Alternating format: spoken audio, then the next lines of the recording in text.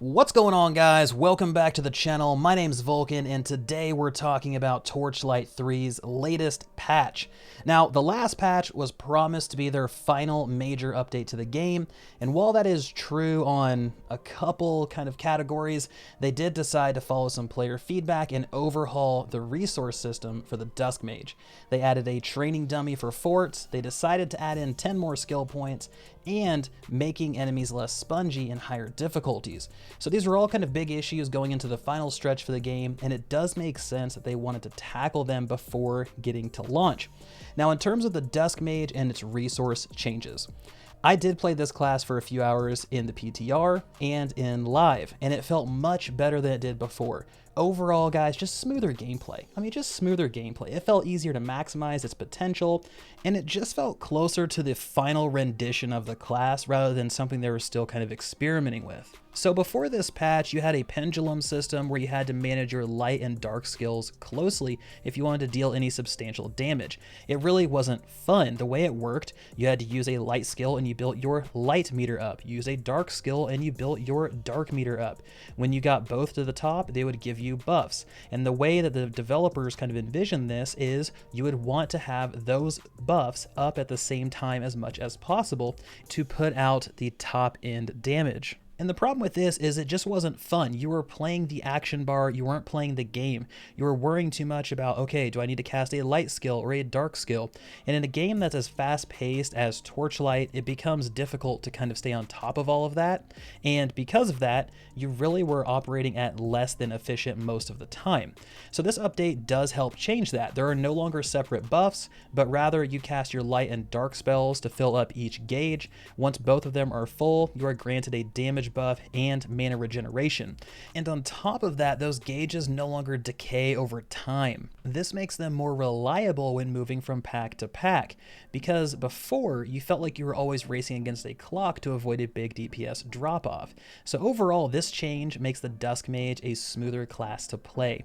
And if you thought it was clunky before, I'd say give it a shot now. This might be the final look before we move into launch. So in other news, do you guys remember when they overhauled the relic system?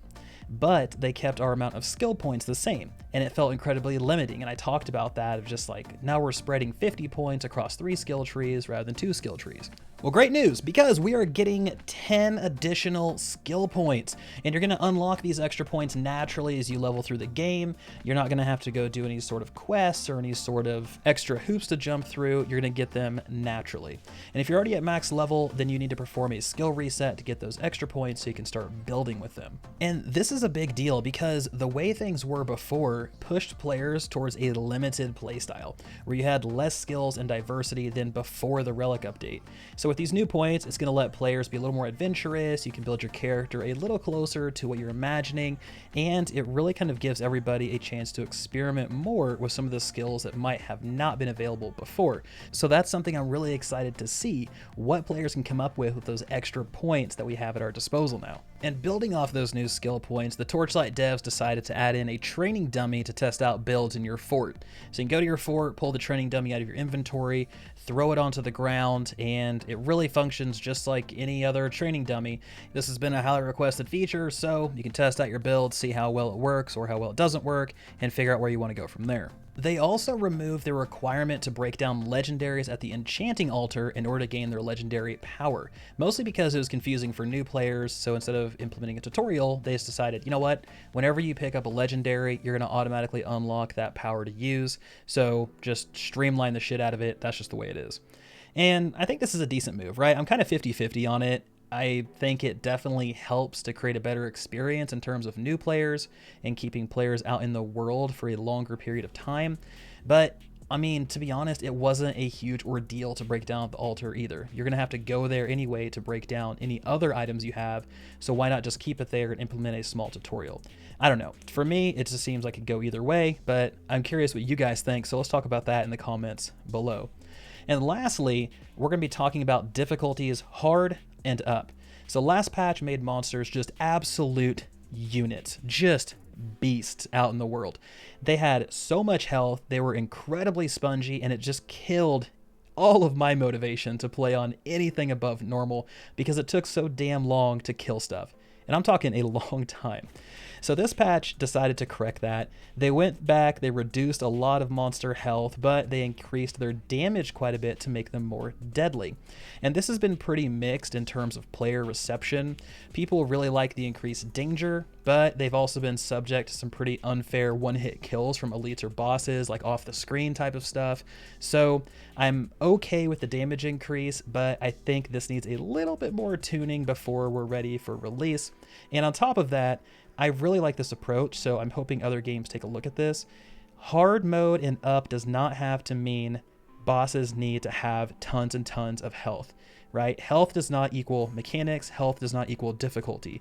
While health increasing is necessary to compensate for DPS increases, you also need to account for difficulty in terms of mechanics or difficulty in terms of the difficulty they present to players versus normal and below. So it is something that I think is really cool. I like where they're going with it. However, just needs a few more tweaks here and there. So overall, guys, I mean, I think this is a good patch for Torchlight. I think it brings some things that the community has been asking for a long time, and the game is getting better and better with each patch.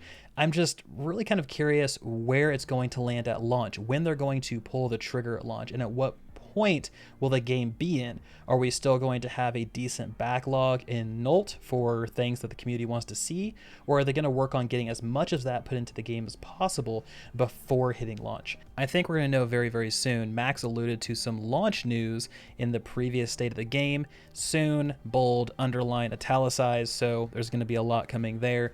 I just really want this game to launch in the best state it can be, not only for the franchise of Torchlight, but also for this individual game.